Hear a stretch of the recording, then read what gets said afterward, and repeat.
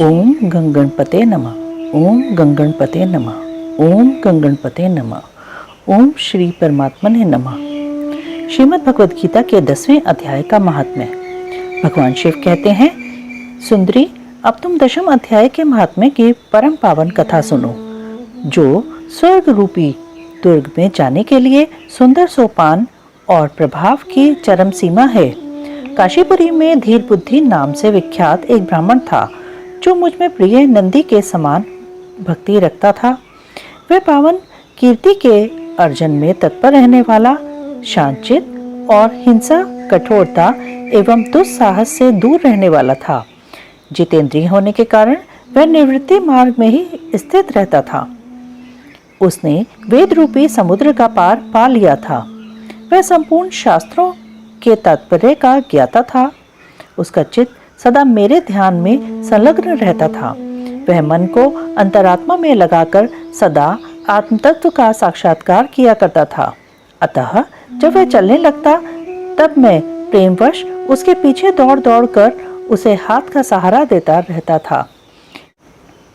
यह देख मेरे पार्षद भृंगीरीति ने पूछा, भगवन, इस प्रकार भला किसने आपका दर्शन किया होगा? इस महात्मा ने कौन सा तप, होम अथवा जप किया है कि स्वयं आप ही पद पद पर इसे हाथ का सहारा देते चलते हैं? भृंगीरीति का यह प्रश्न सुनकर मैंने इस प्रकार उत्तर देना आरंभ किया। एक समय की बात है, कैलाश पर्वत के पार्श्व भाग में पुनाग वन के भीतर चंद्रमा की अमृतमय किरणों से धुली हुई भूमि में एक वेदी का आश्रय लेकर मैं बैठा हुआ था। मैंने बैठने के क्षण पर बाद ही सहसा बड़े जोर की आंधी उठी। वहां के वृक्षों की शाखाएं नीचे ऊपर होकर आपस में टकराने लगी। कितनी ही टहनियां टूट टूट कर बिखर गईं। पर्वत की अविचल छाया भी हिलने लगी। इसके बाद वहां महान भयंकर शब्द हुआ, जिससे पर्वत की कंदराएं प्रतिध्वनित हो उठी। तदंतर आकाश से कोई विशाल पक्षी उतरा, जिसकी कांति काले मेघ के समान थी। वह कजल की राशि, अंधकार के समूह अथवा पंख कटे हुए काले पर्वत सा जान पड़ता था। पैरों से पृथ्वी का सहारा लेकर उस पक्षी ने मुझे प्रणाम किया और एक सुंदर नवीन कमल मेरे चरणों में रखकर स्पष्ट वाणी में स्तुति करनी आरंभ की। पक्षी बोला, देव, आपकी जय हो। आप चिदानंदमयी, सुधा के सागर तथा जगत के पालक हैं। सदा सद्भावना से युक्त एवं अनासक्ति की लहरों से उल्लसित हैं। आपके वैभव का कहीं अंत नहीं है। आपकी जय हो। अद्वैत वासना से परिपूर्ण बुद्धि के द्वारा आप त्रिविध मलों से रहित हैं। आप जितेंद्रिय भक्तों के अधीन रहते हैं तथा ध्यान में आपके स्वरूप का साक्षात्कार होता है।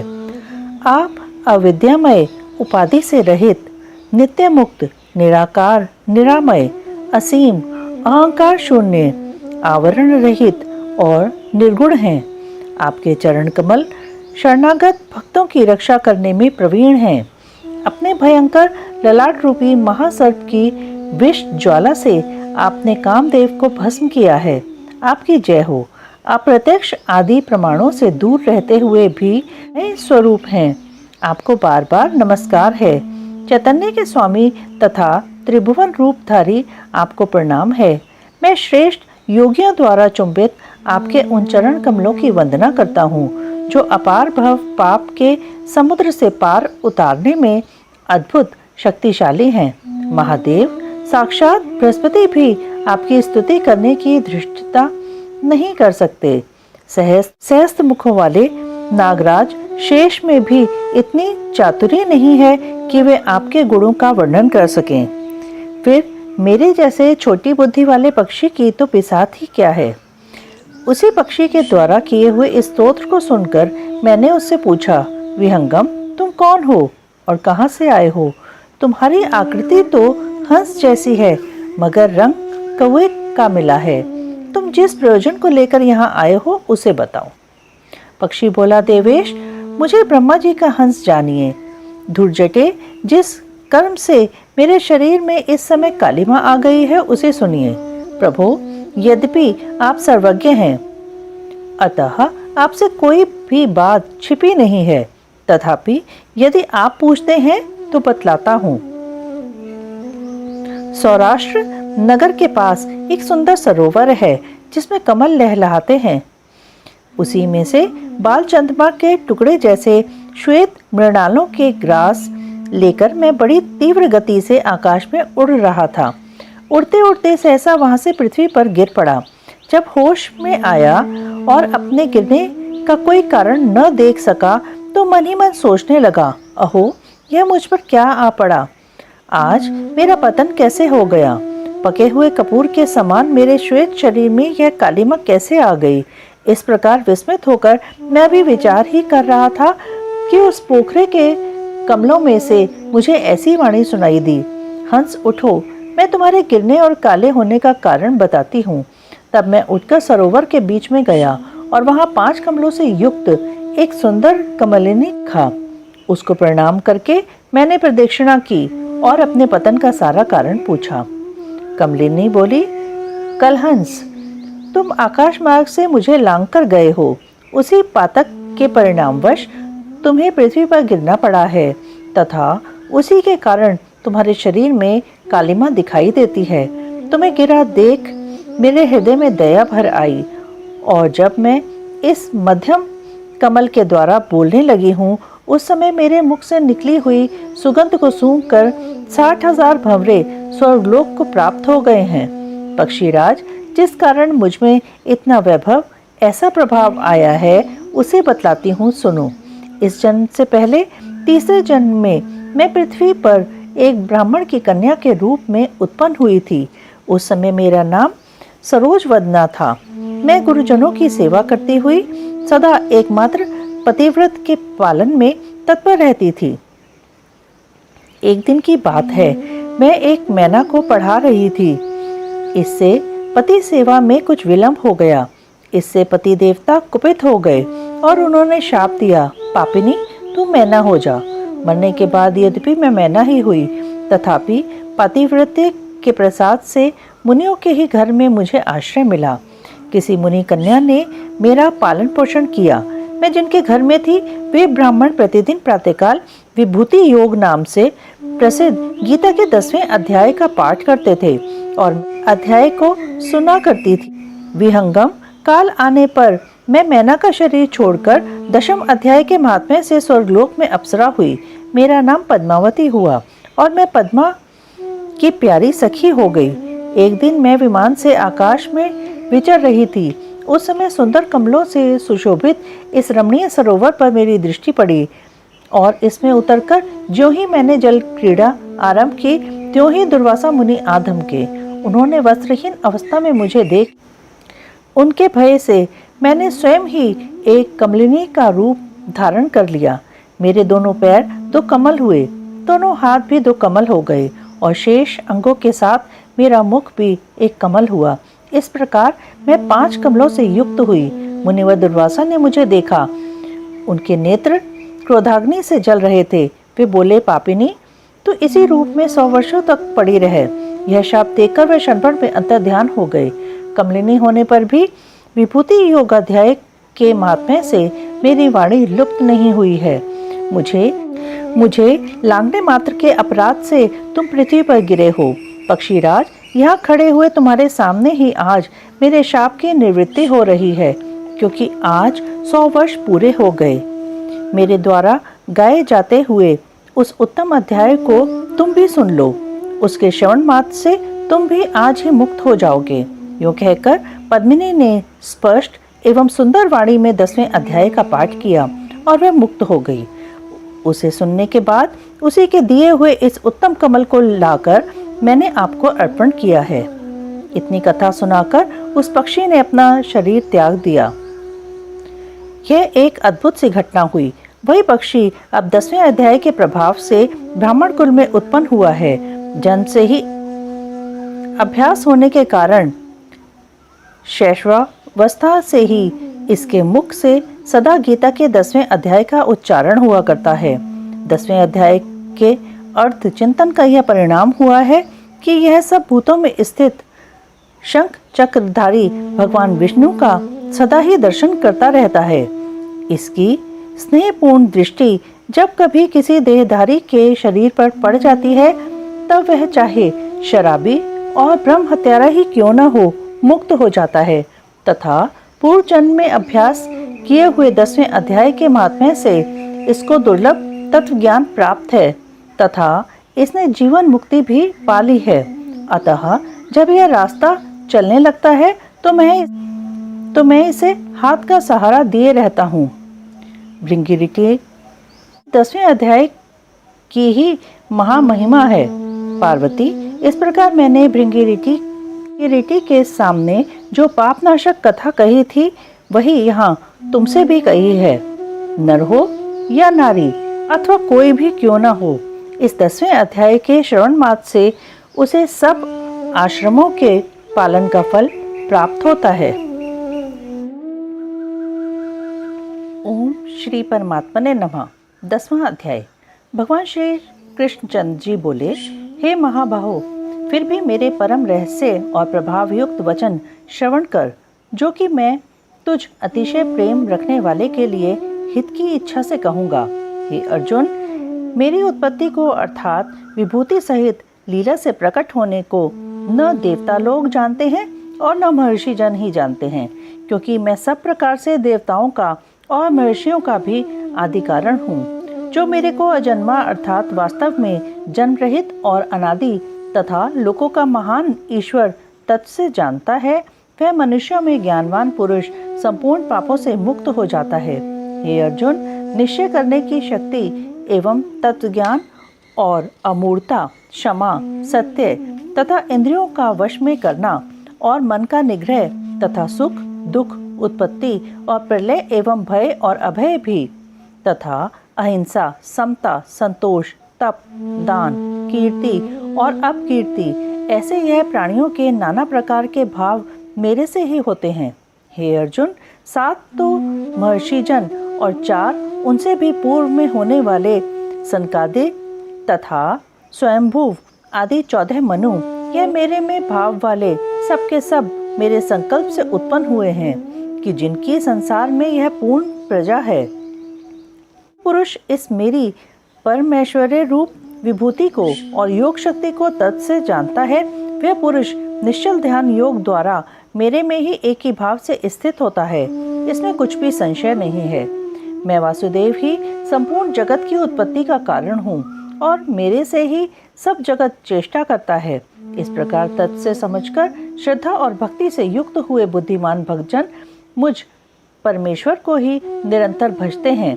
वे निरंतर मेरे में मन लगाने वाले और मेरे में ही प्राणों को अर्पण करने वाले भक्तजन सदा ही मेरी भक्ति की चर्चा के द्वारा आपस में मेरे प्रभाव को जानते हुए तथा गुण और प्रभाव सहित मेरा कथन करते हुए ही संतुष्ट होते हैं और मुझ वासुदेव में ही निरंतर रमण करते हैं।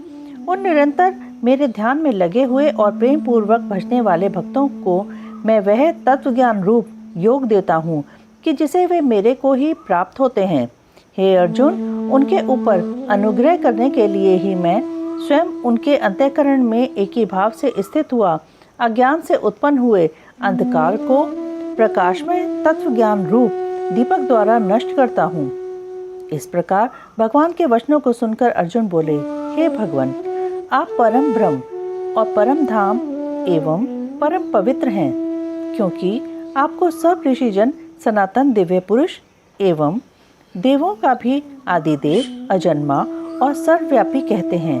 वैसे ही देवर्षि नारद तथा असित और देवल ऋषि तथा महर्षि व्यास और स्वयं आप भी मेरे प्रति कहते हैं। हे केशव, जो कुछ भी मेरे प्रति आप कहते हैं, इस समस्त को मैं सत्य मानता हूँ।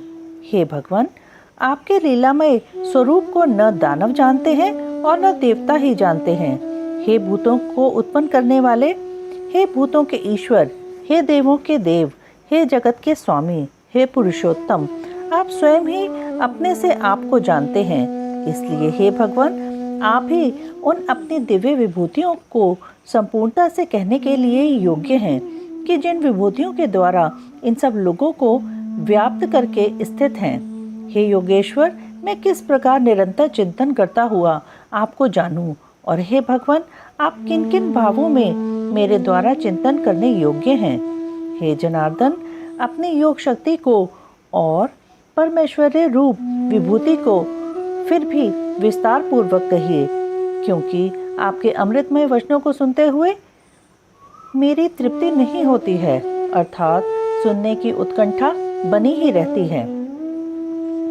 इस प्रकार अर्जुन के पूछने पर श्री कृष्ण भगवान बोले, हे कुरुश्रेष्ठ, अब मैं तेरे लिए अपनी दिव्य विभूतियों को प्रधानता से कहूँगा, क्योंकि मेरे विस्तार का अंत नहीं है। हे अर्जुन, मैं सब भूतों के हृदय में स्थित सबका आत्मा हूँ तथा संपूर्ण भूतों का आदि, मध्य और अंत भी मैं ही हूँ।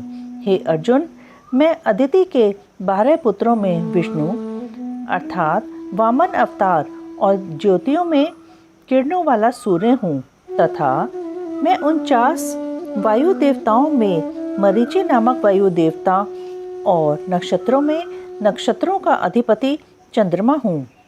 मैं वेदों में सामवेद हूँ, देवों में इंद्र हूँ और इंद्रियों में मन हूँ, भूत प्राणियों में चेतना अर्थात ज्ञान शक्ति हूँ। मैं एकादश रुद्रों में शंकर हूँ और यक्ष तथा राक्षसों में धन का स्वामी कुबेर हूँ। और मैं 8 वसुओं में अग्नि हूँ तथा शिखर वाले पर्वतों में सुमेरु पर्वत हूँ। पुरोहितों में मुख्य अर्थात देवताओं का पुरोहित बृहस्पति मेरे को जान, तथा हे पार्थ, मैं सेनापतियों में स्वामी कार्तिक और जलाशयों में समुद्र हूँ। हे अर्जुन, मैं महर्षियों में भृगु और वचनों में एक अक्षर अर्थात ओंकार हूँ तथा सब प्रकार के यज्ञों में जप यज्ञ और स्थिर रहने वालों में हिमालय पहाड़ हूँ। सब वृक्षों में पीपल का वृक्ष और देव ऋषियों में नारद मुनि तथा गंधर्वों में चित्ररथ और सिद्धों में कपिल मुनि हूँ। हे अर्जुन, तू घोड़ों में अमृत से उत्पन्न होने वाला उच्चैःश्रवा नामक घोड़ा और हाथियों में ऐरावत नामक हाथी तथा मनुष्य में राजा मेरे को ही जान। हे अर्जुन, मैं शस्त्रों में वज्र और गौओं में कामधेनु हूँ और शास्त्रोक्त रीति से संतान की उत्पत्ति का हेतु कामदेव हूँ। सर्पों में सर्पराज वासुकी हूँ। मैं नागों में शेषनाग और जलचरों में उनका अधिपति वरुण देवता हूँ और पितरों में अरेमा नामक पितरेश्वर तथा शासन करने वालों में यमराज मैं हूँ। हे अर्जुन, मैं दैत्यों में प्रहलाद और गिनती करने वालों में समय हूँ तथा पशुओं में मृगराज सिंह और पक्षियों में गरुड़ मैं हूँ। मैं पवित्र करने वालों में वायु और शस्त्रधारियों में राम हूँ तथा मछलियों में मगरमच्छ हूँ और नदियों में श्री भागीरथी गंगा हूँ। हे अर्जुन, सृष्टियों का आदि, अंत और मध्य भी मैं ही हूँ तथा मैं विद्याओं में अध्यात्म विद्या अर्थात ब्रह्म विद्या एवं परस्पर में विवाद करने वालों में तत्व निर्णय के लिए किया जाने वाला वाद हूँ।